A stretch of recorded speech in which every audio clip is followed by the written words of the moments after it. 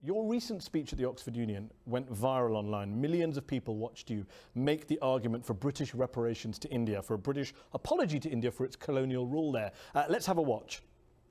The ability to acknowledge a wrong that has been done, to simply say sorry, will go a far, far, far longer way than some percentage of GDP in the form of aid.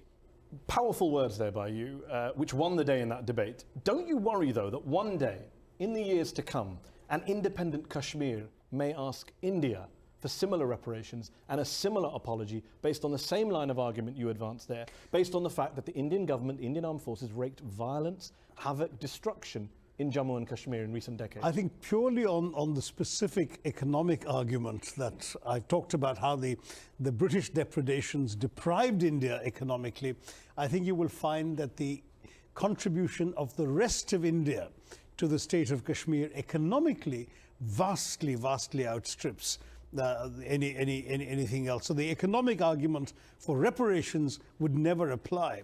Secondly, as far as the wrongs that have been committed in Kashmir, Indians have been the first to acknowledge them, to take action. As a democracy, we have tried. Human rights groups do not agree with you at all on that. Amnesty publishes report after report saying soldiers in India have impunity in Kashmir. Impunity is the word that's used. There have been court-martials, jailings, convictions. Military trials, no civilian trials of soldiers or police officers. No, there have been civilian trials of police officers, absolutely. There are policemen in jail today. Amnesty International says, to date, not a single member of the security forces deployed in Jammu and Kashmir over the past 25 years has been tried for human rights violation in a civilian court.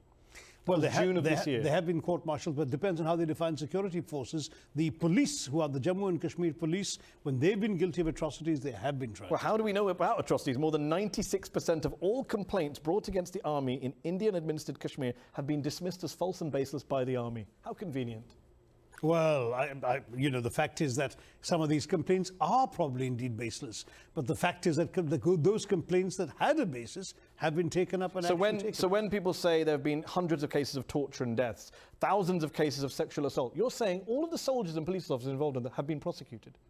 Well, I don't know that they've all been prosecuted. They have been exemplary prosecuted. You were External Affairs Minister. But when you were in government, what did you do to hold Indian armed forces to account for the violence and chaos in Jammu and Kashmir? I have informally had contacts with the Home Ministry about some of the concerns that were brought to me by human rights groups that I've been in touch with. But the fact is that this was not within my area of responsibility, and I cannot interfere in the work of other government departments. No minister can in any democratic system. You talk about interference. When people say to you or any Indian politician, why not have a brokered peace deal in Kashmir between Pakistan and India? Why not let outsiders, the UN, the US, the EU, the good old Norwegians, come along and try and broker a peace deal to this seemingly never-ending conflict? You all say we don't want any outside interference. That's right. Why? Well, first of all, I don't think we have any problem understanding each other, the Pakistanis and us. We don't need a third party. You don't have a problem meeting each other?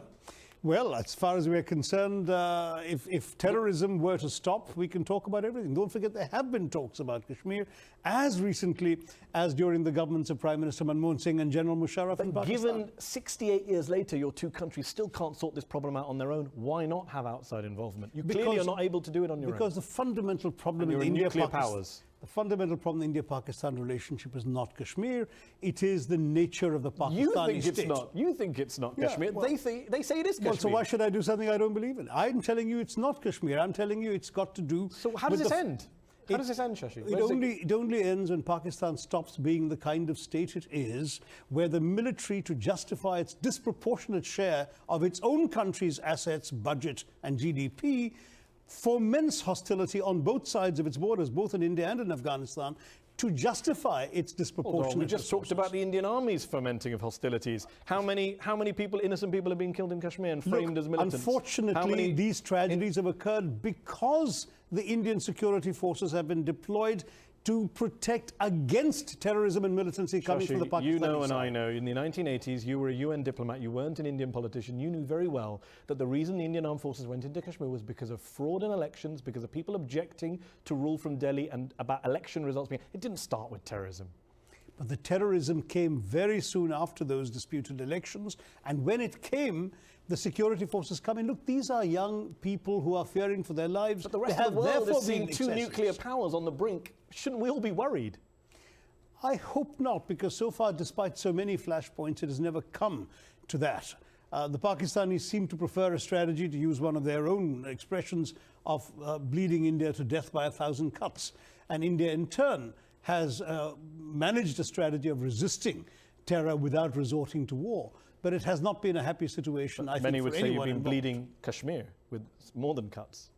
I wouldn't say that, because I've been to Kashmir multiple times. I was married to a Kashmiri. My late wife was from a village which had been, in fact, attacked by terrorists. She lost her childhood home because of terrorist attacks. So there have been, the stories are far more complex than your questioning implies, maybe.